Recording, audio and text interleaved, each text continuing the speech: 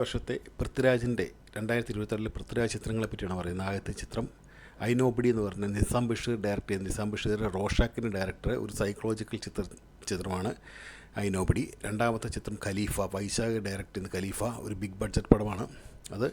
അതിൻ്റെ ഒരു ടീസർ വേണ്ടി മാത്രമുള്ളൊരു ഷൂട്ടിംഗ് മാത്രമേ ഇതുവരെ ലണ്ടനിൽ വെച്ച് ഷൂട്ട് ചെയ്തേ കഴിഞ്ഞിട്ടുള്ളൂ.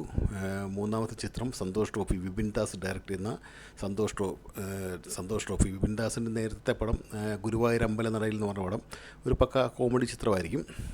പിന്നെയുള്ളത് കാളിയൻ എന്ന് പറഞ്ഞ പടം ഒരു പീരിയോഡിക്കൽ സിനിമയാണ്. അത് ഈ വർഷം ഷൂട്ടിംഗ് തുടങ്ങുമെങ്കിലും ഈ വർഷം റിലീസ് ചെയ്യാൻ സാധ്യത കുറവാണ്. പിന്നെയുള്ളൊരു ഹിന്ദി ചിത്രം കരീന കപൂറിൻ്റെ ദയറ എന്ന് പറഞ്ഞ പടം. ആ പടം ഏകദേശം തീർന്നിരിക്കുകയാണ്, അത് റിലീസ് ചെയ്യേണ്ട താമസമുള്ളൂ.